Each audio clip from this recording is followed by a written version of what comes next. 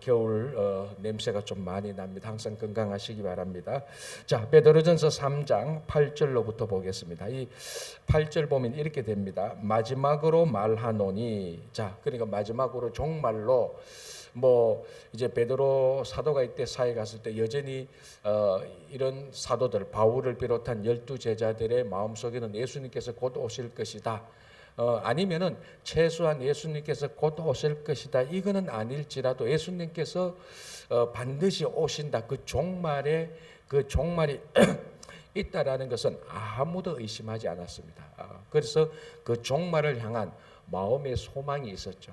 그래서 지금 좀 어렵더라도 종말이 올 때 예수님께서 다시 오실 때 이 어려움이 다 그때 나의 이 어려움이 진짜 나의 진심이었고 내가 고난받는 것이 내 이익을 위해서 살다가 고난받는 것이 아니고 예수 그리스도를 향하여서 살다가 고난받는 그런 진심이 드러나고 그 진심이 드러나면 하나님께서 보상해 주실 것이라는 그런 확실함이 있었습니다. 확신이 있었습니다.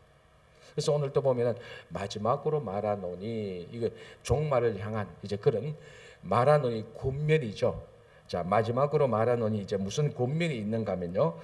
너희가 다 마음을 같이하여 하나 동정하며 둘 형제를 사랑하며 셋 불쌍히 여기며 넷 겸손하며 다섯. 그리고 이제 그 다음에 이제 9절에 악을 악으로 갚지 말고 오히려 복을 빌고 너희들이 복을 이어받아라라는 이런 권면이 있습니다. 자, 이 8절과 9절에 나타난 이 권면의 성격을 보면은 이 특징을 보면은 여기 무인도에 살고 있는 한 사람이 신앙생활을 잘하고 내적으로 잘 성숙하도록 하는 그런 목적의 신앙 권면이 아니라는 겁니다. 무슨 신앙 권면입니까? 공동체를 살아가고 있는, 그러니까 내 혼자 나 하나만이 성숙해서 하나님 앞에서 바로 서기 위한 신앙의 권면이 아니고 이 교회 공동체처럼 함께 모여 사는, 그래 나 말고 다른 사람이 있는 내가 다른 사람들과 함께 살아가는 그 사람, 그 상황, 그 공동체에게 주는 권면입니다. 자, 보십시오. 첫 번째, 다 마음을 같이하여. 내 혼자 있는데 뭐 마음을 같이 할 필요가 뭐 있습니까? 내 혼자 살면 내 마음 하나인데 무인도에 내 혼자 사는데 누구하고 마음을 같이 할 겁니까? 같이 할 대상이 없습니다. 그러니까 이거는 이 8절과 9절에 대한 권면은 공동체에 주는 권면입니다. 우리가 앞에서 바울의 편지도 많이 받고 보면은 이 사도 바울도 그렇고 베드로 이 전서도 그렇고 우리가 빌레몬서는 빌레몬 한 사람에게 주는 권면 편지였지만 로마서로부터 고린도전서, 고린도후서, 갈라디아서, 에베소서, 베드로전서, 앞에서 또 야고보서, 히브리서, 이 모든 편지들이 한 사람이 아니고 공동체를 위해서 준 권면입니다. 그래서 이런 권면들을 우리가 받을 때 항상 이 공동체, 나와 다른 사람과의 관계를 염두에 두고 이 말씀을 받아야 되는 겁니다. 마음을 같이하여. 혼자 있으면 같이 할 마음도 없고 마음을 같이 할 필요도 없죠. 다른 사람들이 있으니까 그 사람들과 내가 마음을 같이 하라. 우리 흔히 하는 말로 한 마음이 되어라라는 이 말이죠. 그래서 공동체가 되기 위해서는 한 마음이 되어야 됩니다. 이 한 마음이 안 되면 계속 갈라지고 분열이 일어나는 겁니다. 그래서 첫 번째 권면이 뭔가 하면은 마음을 같이 해라. 한 마음이 되라라는 건데요. 자, 요 말만 그대로 받아들이면요.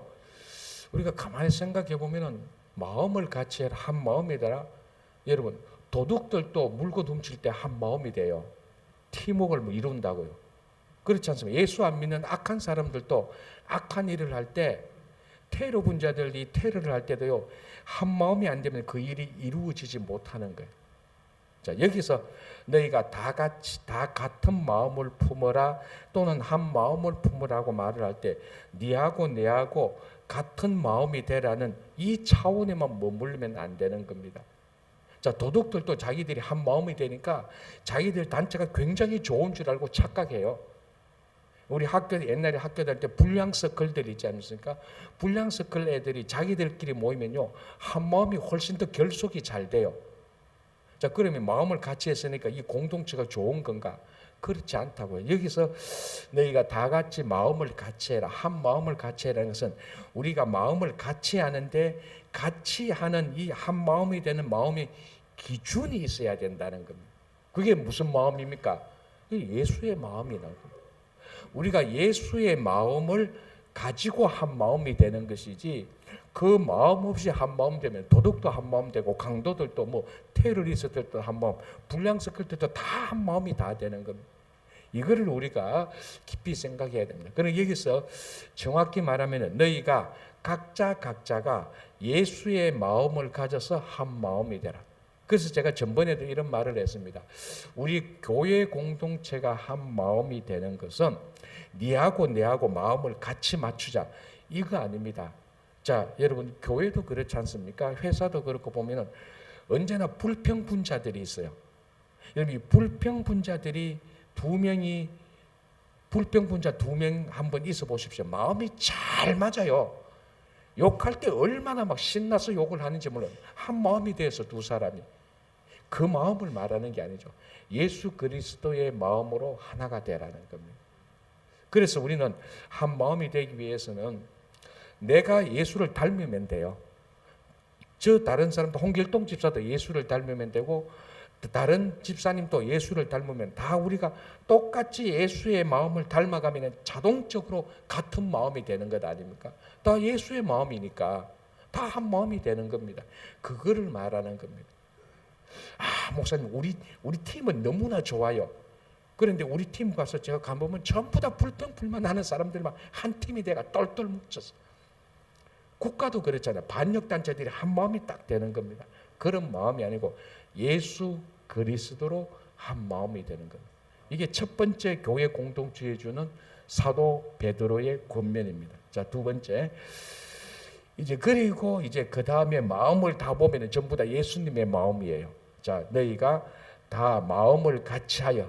자, 정확히 말하면 예수의 마음으로 하나가 되어서. 자, 그 다음에 동정하며. 자, 이게 동정이, 저 사람 참 형편이 저렇게 어렵구나. 아유, 야, 자, 우리 좀 저 어려운 사람 좀 더, 자, 이런 단순히 이런 차원이 아니고 여기서 동정이라는 것은 정확한 우리말로 하면 공감하며라는 겁니다. 자, 제가 늘 말씀드리지만 예수 하나님께서 성부 하나님께서 이 땅에 오신 분이 성자 하나님 예수 그리스도입니다. 자, 하나님께서 어떻게 하여서 자기 하나밖에 없는 독생자를 우리를 위해서 왜 내어 주셨습니까? 우리가 구원받지 못하고 우리가 하나님의 자녀가 된데 이 하나님의 자녀가 된 우리가 구원받지 못하고 이 세상에서 참된 삶의 가치와 목적을 모르고 살아가다가 구원받지 못하고 지옥에 가는 그런 인생을 하나님 아버지께서 너무나 애통해 하시는 거예요. 우리의 상황, 우리가 처해 있는 이 진짜 가엾은 이 처량한 이 신세에 하나님께서 공감을 하는 겁니다.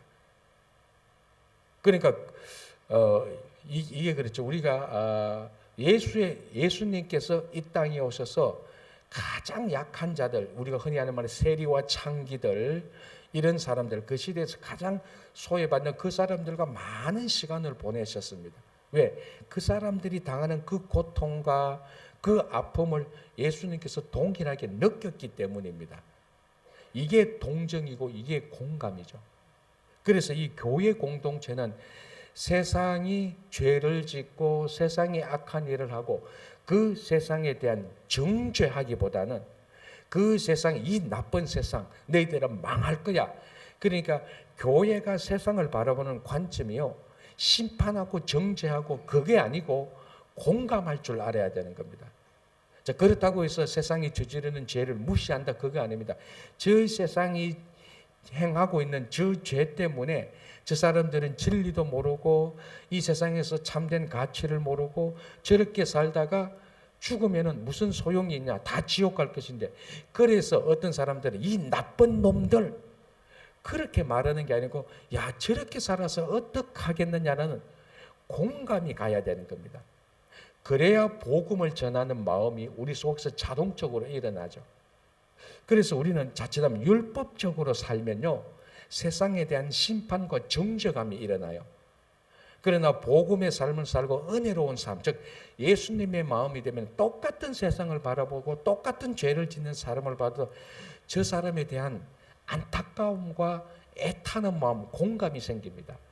그래서 그 사람들을 위해서 복음을 전하고 싶은 마음이 근본적으로 일어나죠.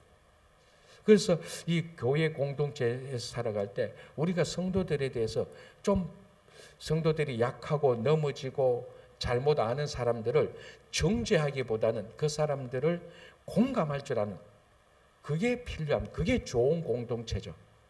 그래서 예수님께서 우리를 동정했기 때문에, 우리를 공감했기 때문에 우리와 함께 하시고 자기 자신을 십자가에 내어놓으시기까지 죽으셨던 것입니다. 그게 공감이죠. 공감. 그게 동정입니다. 너희가 다 마음을 갖춰 예수님의 마음을 가지고 서로 공감하고, 자 이제 세 번째, 형제를 사랑하며. 뭐 여기에 대해서 더 설명할 이유가 없잖아요. 형제를 사랑하면 돼. 여기에 대해서 뭐 더 주석을 하고 해석을 할 필요가 없어도 글자 그대로입니다. 굳이 해석을 한다면은 형제뿐만 아니라 자매도 사랑한다는 말을 덧붙일 뿐 더 이상 제가 할 말이 없습니다. 그래서 교회 공동체에서 가장 중요한 이 계명이 사랑이지 않습니까? 너희들은 형제와 자매들을 사랑하고, 자 그다음에 불쌍히 여기면, 이건 사실 앞에서 말했던 동정하고 넓은 의미에서 같은 겁니다. 그죠? 자 그다음에 겸손하며, 아까 제가 처음에 말씀드린 것처럼 무인도에서 내 혼자 사는데 뭐 겸손할 필요가 뭐 있습니까? 내 좋을 대로 내 마음대로 하면 돼요. 거기에는 무인도에서 내 혼자 사는 데는 질서도 없고 질서가 필요 없죠. 혼자 사는데 뭐 무슨 질서가 있습니까? 혼자 사는데 뭐 내가 누구 앞에서 뭐 자랑을 하든 말하든 그런 것 자체가 없습니다. 교회 공동체 다른 사람들과 함께 살 때는 이 겸손이야말로 사람들을 세워주고 예수 그리스도의 마음을 정확히 드러내는 거예요.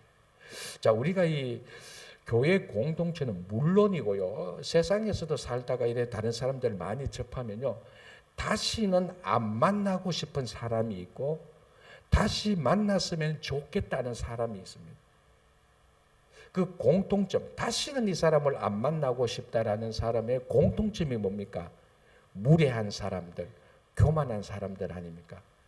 여러분들은 어떻게 생각할지 모르면 저는 그렇더라고요. 사람들을 만났는데 굉장히 무례하고 하대하고 교만한 사람들, 두 번 다시 안 보고 싶죠. 그러나 겸손한 사람들, 그 사람의 신분이 무엇이든지 간에, 그 사람들의 직업이 무엇이든지 간에 사람을 만나면 겸손하게 하면은 저 사람 또다시 만나고 싶다는 마음이 일어나는 것. 교회도 똑같습니다. 어떤 한 성도가 만약 우리 교회 친구 교회에 왔는데 친구 교회가 전부 다 막 그 사람들이 하대하고 무례한다, 두 번 다시 이런 교회 안 오고 싶죠. 그런데 자기가 좀 마음이 아프고 하나님께 기도하고 싶어서 교회를 왔는데 전부 다 겸손하게 이 말과 태도와 얼굴에서 겸손함이 쫙 묻어나면은 다음 주 또 오고 싶다는 마음이 자동적으로 생기는 겁니다. 그죠? 그래서 이 겸손하며라는 것은 교회 공동체뿐만 아니라 세상의 공동체도 똑같습니다. 공동체에서 다른 사람을 맞아줄 수 있는, 그러니까 겸손의 분량이 수용할 수 있는 분량하고 같은 거예요. 또 다시 말하면 아까 앞에서 말했던 동정, 공감할 수 있는, 이 공감할 수 있는 그 커패시티란 말이죠. 공감의 분량이 사람들을 받아들일 수 있는 분량하고 똑같습니다. 제가 이제 우리 대학교 가면은 이제 옛날에 말하면 서클에 가입을 하지 않습니까? 이제 1학년 가면 너희들 우리 서클에 오라, 영어 서클도 있고, 풍물배 서클도 있고, 별 서클들이 수도 없이 많습니다. 제가 아직도 기억나는데, 이제 그러니까 저는 공대생이었으니까, 이 공대생이 또 이제 인문학 쪽에 좀 약하지 않습니까? 또 의학 쪽에 약하니까, 그래서 내가 공대니까 좀 의학 쪽을 좀 강하게 해야 되겠다 해서 영어 서클에 들어갔습니다. 제가 2달 열심히 갔거든요. 2달 열심히 갔는데도 안 되더라고요. 왜? 공대생은 내밖에 없고, 그거 가니까 전부 다 영어 영문과 영어 교육과 이런 사람들밖에 없더라고요. 그러니까 제가 본능적으로 느끼겠더라고요. 이 서클은 나를 그렇게 수용하지 못하는구나라는 것을 느끼겠다. 내가 아무리 열심히 가도 그래서 자동적으로 그 다음부터는 3개월, 4개월 전부터 안 가게 되는 거죠. 그러니까 어떤 생각이 드는가 하면 이 서클이라는 것은 사람들을 잘 웰컴을 안 하는구나라는 착각, 잘못된 시각을 그때 좀 가지게 되더라고요. 그게 이제 그 사람들에 대한 공감, 사람을 받아들일 수 있는 역량, 그런 것들이 이 교회 공동체의 가장 중요한 본질입니다. 그래서 오늘 사도 베드로는 이 교회 공동체에서 너희가 마음을 같이하여서 겸손하며 공감 이런 데 지금 초점을 두고 있는 겁니다. 자, 9절 보겠습니다. 악을 악으로 욕을 욕으로 갚지 말고 도리어 복을 빌라. 이를 위하여 너희가 부르심을 받았으니 이는 복을 이어 받게 하려 하심이라라고 되어 있습니다. 자, 악을 악으로 욕을 욕으로 갚는 것, 이것을 우리가 흔히 말하면 보복동형법이라고 말하죠. 이게 우리 구약에 보면은 구약의 중요한 구약의 율법의 중요한 패턴이 이렇게 됩니다. 많은 우리 구약의 율법을 보면요, 네가 누구의 물건을 훔쳤으면 그 훔친 물건만큼 다시 갚아주고, 그러니까 이게 눈은 눈으로 귀는 귀로 하는 것이 율법의 기본 정신입니다. 자, 우리가 지난 주간에 부흥회를 할 때 허봉기 목사님이 했는 가운데 제가 개인적으로 중요하게 인상 깊게 들었던 내용들이 이 부분입니다. 많은 사람들이 다른 사람의 행동에 대해서 반응을 한다는 거죠. 그럼 평생 이 세상에 대해서 반응만 하다가 살아갑니다. 누가 어떻게 하면 거기에 반응을 하는 거예요. 이런 사람들은 그 공동체와 그 세상을 절대로 주도할 수는 없습니다. 왜? 다른 사람이 뭔가를 해야 거기에 반응만 하는 거예요. 자기가 뭔가는 하지는 않아요. 가만히 있는 거예요. 누가 뭐라고 하면 거기에 그런 식으로 반응만 하는 거예요. 자, 율법의 중요한 패턴이 뭔가 하면요, 반응하는 겁니다. 귀는 귀로, 그리고 뭡니까? 눈은 눈으로. 이게 어떻게 보면 이걸 확대시키면 정의의 방식이죠. 정의의 방식은 상대방이 내게 해준 대로 그대로 갚아주어서 나쁜 것을 제거하는 그런 방식입니다. 그냥 반응을 하는 겁니다. 물론 이것도 굉장히 중요한 거죠. 다른 사람들이 내게 어떤 행동을 할 때 어떻게 반응하는가, 이거 굉장히 중요한 거 맞습니다. 그러나 이보다 더 중요한 건 뭡니까? 내가 주도할 수 있는 겁니다. 항상 그러니까 주도할 수 있는 것은 내가 먼저 행동을 하는 겁니다. 반응은 뭡니까? 상대방이 행동을 해야 그제서야 내가 움직이는 겁니다. 교회는 세상이 어떻게 하는 것에 대해서 반응도 해야 되지만은 더 중요한 것은 교회는 세상을 주도할 줄 알아야 되는 겁니다. 이게 은혜로 사는 사람들의 방식입니다. 자, 은혜는 하나님께서 우리에게 일방적으로 먼저 주신 거예요. 우리가 어떻게 했으니까 하나님께서 우리 행동을 보고 하나님께서 반응한 게 아니고, 우리 행동이 이렇든 저렇든 하나님은 먼저 은혜를 주시는 겁니다. 그러니까 이게 크게 보면요, 율법으로 사는 사람의 특징은요, 늘 반응적인 인간밖에 안 돼요. 그러나 은혜로 사는 사람은요, 저 사람이 저렇게 해도, 저 사람이 저렇게 해도 나는 그 사람들보다 더 큰 좋은 것으로 주는 겁니다. 그게 훨씬 더 주도적인 것이죠. 그래서 교회는 세상에 반응도 해야 되지만은 더 큰 것, 더 중요한 것은 이 세상을 하나님의 은혜로 인도하고 이끌어 갈 수 있어야 그게 교회가 시대를 앞서가는 것 아닙니까? 그게 우리가 은혜로 사는 거거든요. 자, 그래서 보십시오. 악을 악으로 욕을 욕으로 갚지 말고, 그 다음에 뭡니까? 도리어 복을 빌라라는 겁니다. 복을 비는 것은요, 반응적인 게 아닌 거예요. 이 사람들이 이렇게 하든 저렇게 하든 거기에 반응하지 않고 복을 비는 겁니다. 이게 은혜의 삶이죠. 다시 말씀드리지만 우리가 이렇게 살고 저렇게 사니까 하나님께서 우리에게 은혜를 주는 게 아니에요. 하나님이 우리에게 반응하실 때도 있지만은 근본적으로는 하나님께서 우리에게 먼저 은혜를 주시는 겁니다. 주도적인 거죠. 하나님께서 우리에게 복을 주시는 거예요. 그래서 우리가 신앙생활 할 때 어떻게 보면은 가장 낮은 수준이라고 보면은 반응적으로 사는 겁니다. 그 다음에 뭡니까? 그러나 은혜로 사는 것은 뭡니까? 주도적으로 사는 거죠. 네가 내한테 욕을 해도 나는 거기에 똑같이 욕으로 반응하지 않는다. 복을 빌고 은혜를 준다. 훨씬 더 주도적이지 않습니까? 그죠? 자, 그 다음에 더 놀라운 게 있는데 뭔가 한번 보십시오. 다시 볼게요. 9절에 악을 악으로 욕을 욕으로 갚지 말고 도리어 복을 빌라. 자, 그 다음에 이를 위하여 너희가 부르심을 받았으니 이는, 자, 무엇을 위해서 부르심을 받았는데, 이를 위해서 부르심을 받았는데, 이가 뭐냐면은 그 다음에 이는 복을 이어 받게 하려 하심이라. 아니, 하나 더 나가는 거예요. 그래서 정리하자면은 반응적인 사람이 있고 주도적인 사람이 있고, 그 다음에 뭡니까? 복을 내가 받아서 복을 전해주는. 그래서 지난주에 제가 인상 깊게 중요하게 들었던 말 중에 허봉기 목사님이 말했던 것처럼 내가 복을 받고, 여기서 복이 멈추는 게 아니고 내가 다른 사람의 복이 되라고 얘기했죠. 그게 아브라함의 삶이라고 그랬습니다. 그래서 그걸 다른 사람에게 복이 되는 것, 또는 이제 나를 통해서 하나님으로부터 받은 복이 내가 복의 통로가 되어서 나를 통해서 복이 흘러가는 것, 사실은 같은 겁니다. 무슨 말인가 하면은 하나님의 은혜와 복이 내게서 스탑되는 것이 아니고 내가 또 다른 사람들에게 복이 되고, 아니면 또는 나를 통하여서 복이 흘러가는, 그래서 리프로덕션, 재생산할 수 있는 사람이 되는 겁니다. 이게 진짜 이것을 위해서 하나님께서 우리를 불렀다는 겁니다. 구약에서도 그걸 위해서 아브라함을 불렀고, 그걸 위해서 하나님께서 아브라함의 후손들을 통해서 이스라엘 민족을 만들어 놓은 거예요. 그런데 이스라엘 민족이 뭐에서 실패했습니까? 자기들이 선민의식이라고 해서 하나님께서 우리를 택해서 라고 이방인들에게 하나님의 은혜를 전달해주는, 이방인들에게 자기들의 복이 되는 것이 안 되었습니다.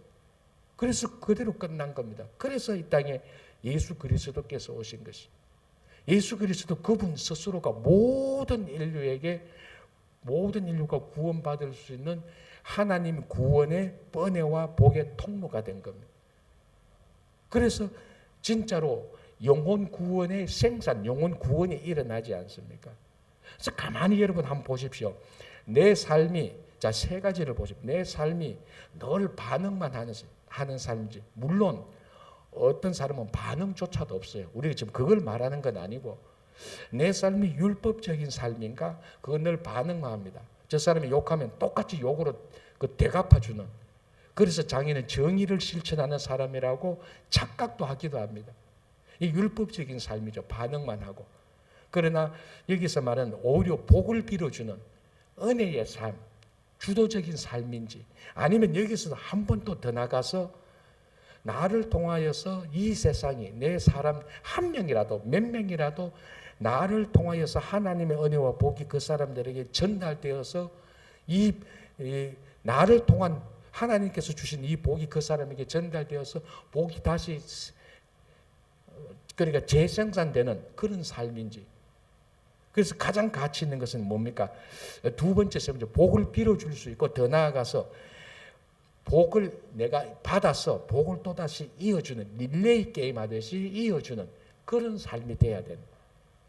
그게 교회의 삶이고 성도의 삶입니다. 그래서 여러분, 제가 늘 말하지만 세상에서도 성공한 사람을 보십시오. 반응만 하는 사람은요, 절대로 성공하지 않습니다. 반응만 하는 사람은 늘 잘해야 회사의 매니저밖에 안 돼요. 늘 반응만 하니까.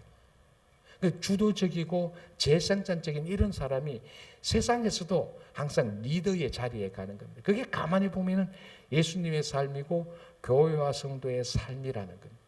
그래서 3장 9절 한번 보시면 이게 굉장히 중요한 우리 삶의 원칙이 있습니다. 다시 한번 봉독할까요? 악을 악으로 욕을 욕으로 갚지 말라. 오히려 복을 빌어라.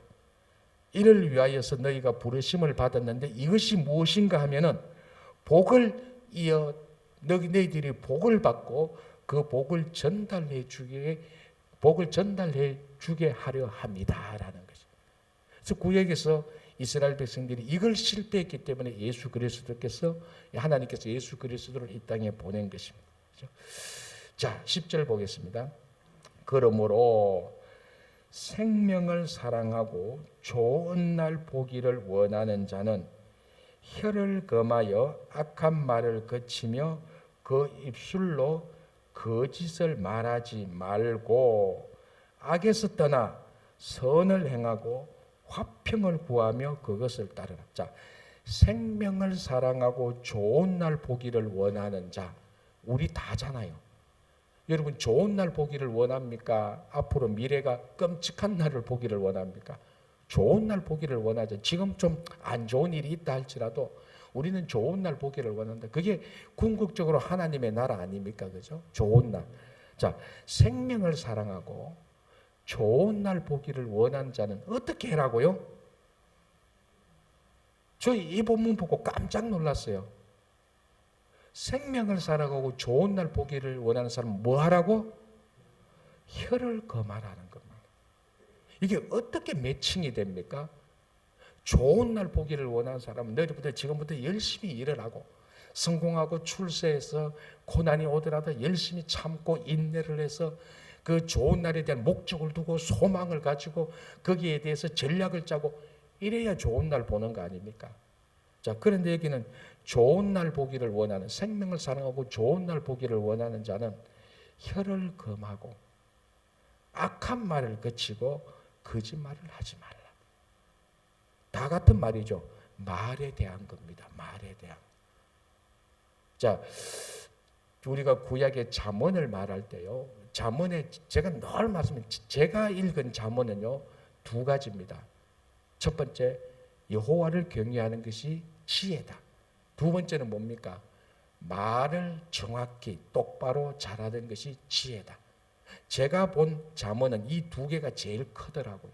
제일 많이 반복돼요. 그 다음에 또 무수히 많은 잠언의 말씀이 있지만, 자, 여러분, 천지 창조가 어떻게 되었습니까?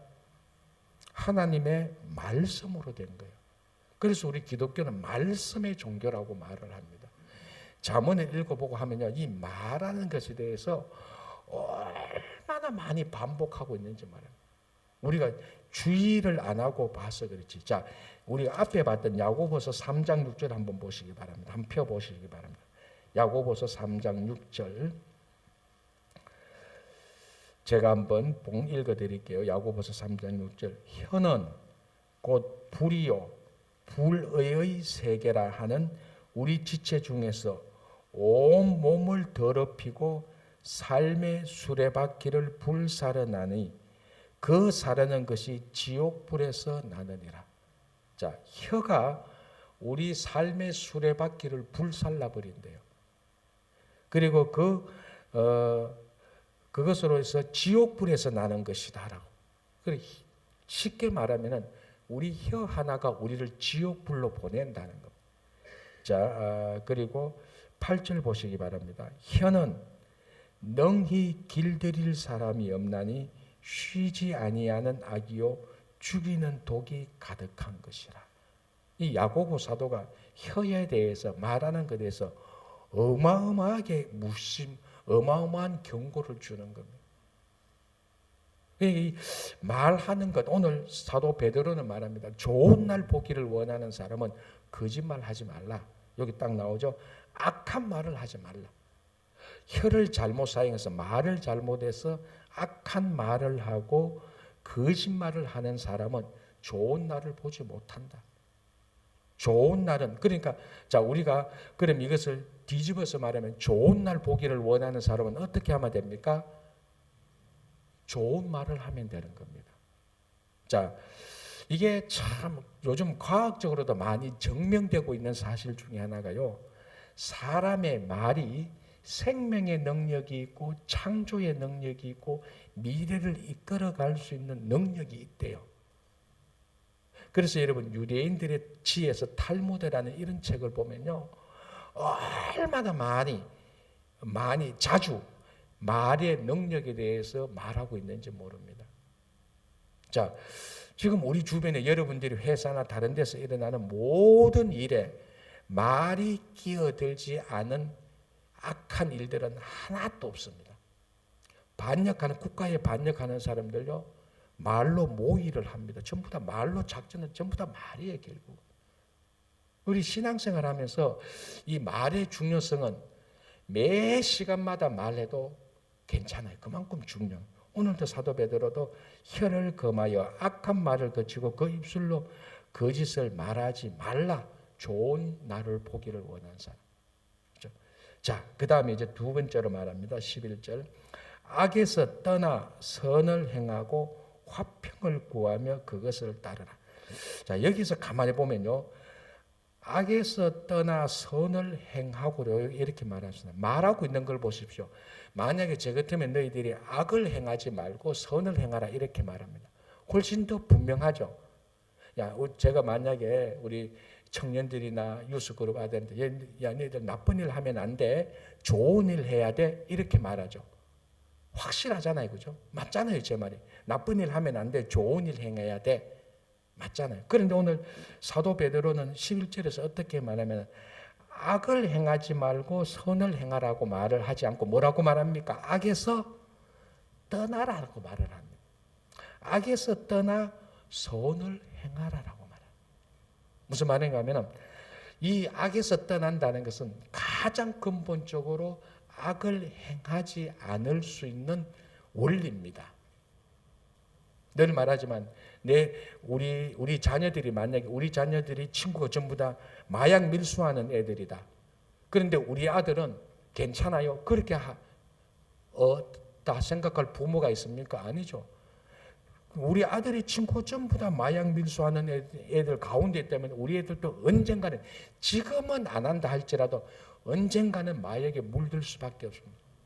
그러면 어떻게 해야 됩니까? 그 자리를 떠나야 되는 겁니다. 그게 마약을 하지 않을 수 있는, 악을 행하지 않을 수 있는 가장 근본적인 원리입니다. 그래서 오늘 베드로는 악을 행하지 말고 선을 행하라, 이렇게 말하는 대신에 악을 행하지 않는 근본적인 원리를 더 먼저 말한 거다. 악에서 떠나 선을 행하라라는 것. 주변의 친구들이 전부 다 찌질하고 비겁한 사람밖에 없는데 자기 혼자 선인이라고요? 천만에 그렇지 않습니다. 그 자리를 떠나야 되는 겁니다. 악에서 떠나는 겁니다. 그래서 시편 1편 늘 그러잖아요. 복 있는 사람은 뭐 악인과 죄인과 그런 오만한 자에서 앉지도 않고 서지도 않고 그들의 과가 함께 하지도 않습니다. 아예 자리를 떠나는. 그래서 우리가 혹시나 아직까지도 잘못된 습관에 한쪽 발 한쪽 손을 기웃거리고 있다면 그거부터 빼내는 것이 악과 잘못된 일에서 벗어나는 겁니다. 행하지 않는 것이죠. 그래서 악에서 떠나 선을 행하고, 자, 그 다음에 마지막으로 화평을 구하며 그것을 따라. 자, 결국 이 성경의 궁극적인 마지막 고울은요, 샬롬입니다. 샬롬. 자, 에덴 동산에서 죄를 지어서 에덴 동산에서 실락원 했지 않습니까? 그러니까 죄를 지어서 에덴 동산에 떠난 겁니다. 나중에 우리가 요한계시록을 보면은 새 예루살렘, 새 하늘과 새 땅이 이루어지는 겁니다. 새 에덴이 이루어지는 거죠. 그 모습은 전부 다 샬롬입니다. 샬롬. 평화가 이루어지는 것이죠. 여러분 이사야서 몇 장인가요? 이사야서 잠깐만요. 이사야서 2장 4절 한번 보시죠. 이사야서 2장 4절 한 번만 보겠습니다. 너무 잘하는 건데 제가 읽어드릴게요. 이사야서 2장 4절에요. 이사야 선지자가 하나님의 나라를 본 그 비전이 이렇게 나옵니다. 이사야서 2장 4절. 그가 열방 사이에 판단하시며 많은 백성을 판결하시리라. 하시리니 무리가 그들의 칼을 쳐서 보습을 만들고 그들의 창을 쳐서 낫을 만들 것이며 이 나라와 저 나라가 다시는 칼을 들고 서로 치지 아니하며 다시는 전쟁을 연습하지 아니하리라. 이게 이사야 선지자가 본 하나님 나라의 비전입니다. 한마디로 말하면 뭡니까? 평화죠, 평화.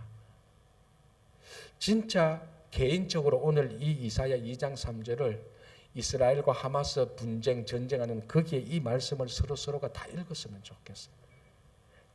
얼마 먼저 칼을 쳐서 보습을 만들고 창을 쳐서 낫을 만들고 이 나라와 저 나라가 다시는 칼을 들고 서로 치지 아니하며 다시는 전쟁을 연습하지 않아요. 이게 이사야 선지자가 본 하나님 나라의 샬롬입니다. 자, 성도의 삶은 어디든지 이런 삶을 늘 가꾸어 나가야 됩니다. 분쟁과 갈등이 있는데 참다운 크리스찬 한 사람이 들어가서 거기서 분쟁과 갈등이 사라지고 평화가 이루어져야 되는 거죠. 그래서 오늘 사도 베드로는 베드로전서 3장 11절에서 악에서 떠나 선을 행하고 화평을 구하며 그것을 따르라. 그게 교회의 공동체에 주는 권면의 말씀입니다. 우리가 이것을 하나하나 조그마한 것부터 오늘 또 이루어 나가는 여러분 되시기를 바랍니다. 기도하겠습니다. 하나님 아버지 감사합니다. 오늘 사도 베드로께서 교회 공동체에게 주는 권면의 말씀을 저희들이 듣고 새김으로 아름다운 하나님께서 기뻐하시는 가정과 교회의 공동체를 세워나갈 수 있도록 도와주시옵소서. 저는 우리 친구 공동체를 늘 사랑하고 친구교회 공동체를 통하여서 이 세상에 복이 되고 복을 전할 수 있는 하나님의 은혜와 하나님의 사랑을 이 세상에 건네줄 수 있는 귀한 교회와 성도가 되게 하여 주시옵소서. 이제 추수감사절입니다. 저희들 삶에 감사가 넘치고 또 각 구역마다 감사를 주제로 해서 귀한 친구 축제가 이루어질 수 있도록 도와주시옵소서. 아버지 하나님 또한 11월 12월에 걸쳐서 공천을 통하여서 귀한 일꾼을 선출하게 됩니다.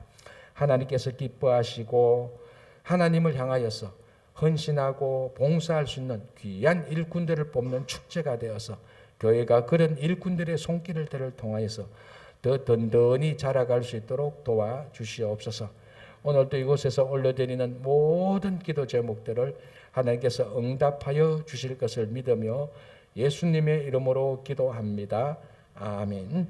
자, 이렇게 기도하시고